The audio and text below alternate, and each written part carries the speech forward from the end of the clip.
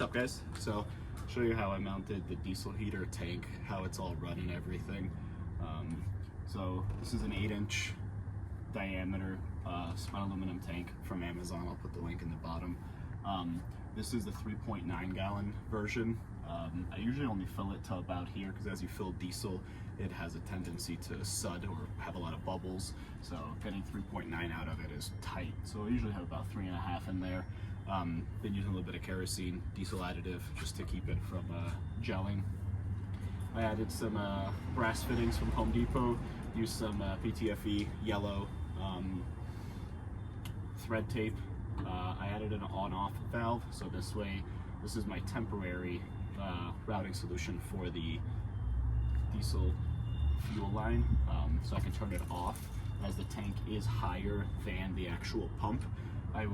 Might have been overkill, but I was a little worried about the gravity letting it trickle into it, and then if there's a leak or anything of the nature, it just draining me overnight. So I just feels better to have a little on-off valve. It is mounted on here with one of the Tune regular propane brackets that I have on the other side. That's why I went with the 8-inch version. Tune did confirm that the CAD drawing for them uses an 8-inch propane mount. So if you use the 8-inch spun aluminum tank off Amazon, some of the mounts, propane mounts from Tune, all have this cute little bottle opener, which actually is perfect because it allows the bung to sit unobstructed while you route everything if you choose to go from the bottom. Then I have the diesel line coming in. I just have it coming in on the side for now, temporarily. Just goes in that little hole the same way my propane is routed in, again, temporarily. But now that I know everything is staying and I'm gonna continue the build, I'm gonna have to figure that out. So this line comes with it. It's really good quality, hard plastic line.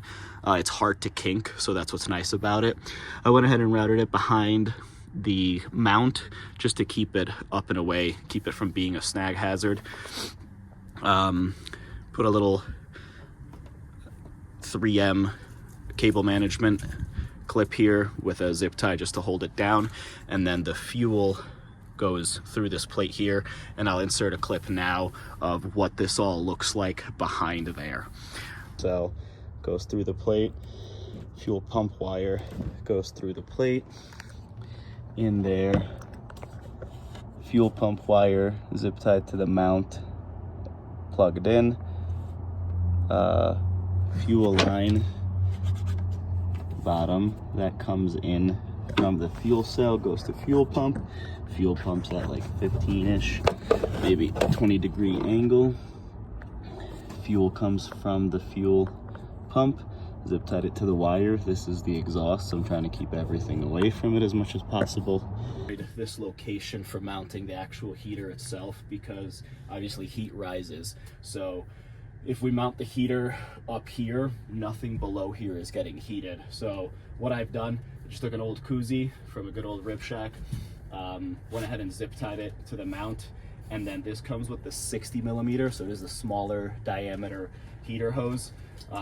Just fits right through it and allows me to angle it from here. This is how I'll aim it when we just want it to go up to the bed or just heat up there for us.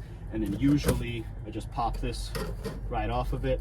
This little 90-degree elbow I ordered off Amazon. I'll link it as well, make it easy for you guys. And then I can just turn that elbow sideways, and from there it just blows the hot air straight across the bed, helps it circulate down here, so when we're standing, cooking, getting ready in the morning, it's heating everything from the floor up. So I really like the location for this. Again, in a 3rd gen Tacoma, this is the best place that I found. I toyed with it for about a month of where to put it. I've thought about putting it self-contained in an ammo can and putting it here, putting it towards the back and having air come out. This is what we found to be the best. One thing that I messed up on is when I drilled the mounting plate that the Autoterm diesel heater comes with to the aluminum plate that I mounted to the truck bed, I didn't leave enough room for this to open up. So I have to take this little cap off to be able to open that. But again, still accessible, still usable. But if you're doing this location, that's one thing to remember. Just go ahead and mount it about a ½ inch forward than you think you might need, just to allow sufficient room to be able to open up your...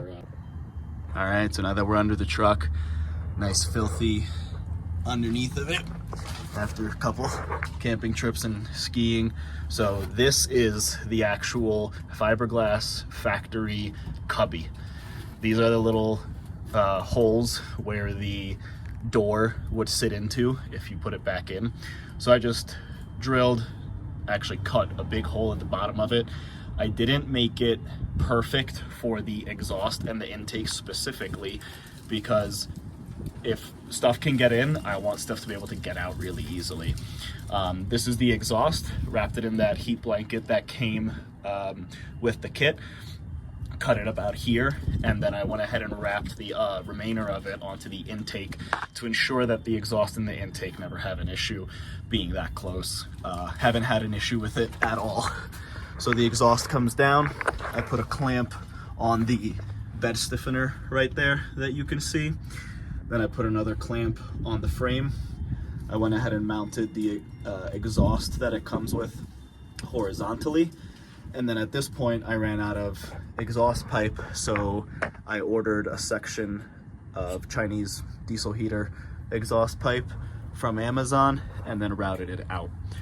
Initially, I did have it coming down and just ending about here where my finger is, but the problem is, you can see with it, it's still under the bed, and the bed just acts as a big umbrella, and obviously hot air goes up, so it was going up, and I would get the slightest of fumes coming in through there, and obviously the truck bed isn't sealed perfectly. So I highly recommend routing it out, and then just a good old hose clamp holding it on to the exhaust itself. This allows it to be flexible and nothing moves. From here, the intake came down and I routed it. This is towards the back of the Tacoma, so there's the bumper. So we're going towards the tailgate. Went ahead and drilled a small hole in this plate here, put a zip tie on it to hold the intake tube up, and I'll show you guys inside where that's located. I showed you previously, both the intake and exhaust are right there. Intake exhaust goes down, follows the frame. Intake is on this side. Intake comes down, goes underneath the outlet, and then since I don't have lights here, my intake is actually right there. So it comes up right here. It sits super high, obviously, as you can see. It sits at about the same height as the latch, so I'm not worried about water getting in there. It's getting nice cold fresh air because it is still outside of the truck bed, so that was the best place I found to be able to put that.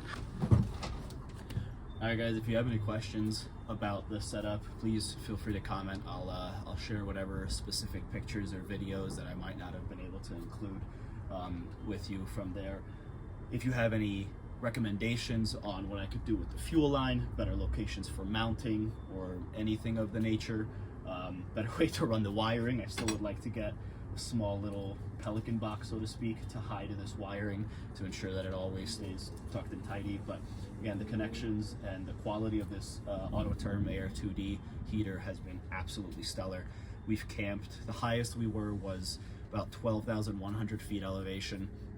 Ran it all night on 100%, and it was about 20-ish degrees outside with about 20, maybe 30-mile-an-hour gusts, and we stayed about 60-65 degrees in here all night. I don't yet have any insulation in the tune, so it's a stock tune with a Hest mattress and this guy keeping us warm all night. So highly recommend this diesel heater, especially for Colorado or high elevation camping like we do a lot of.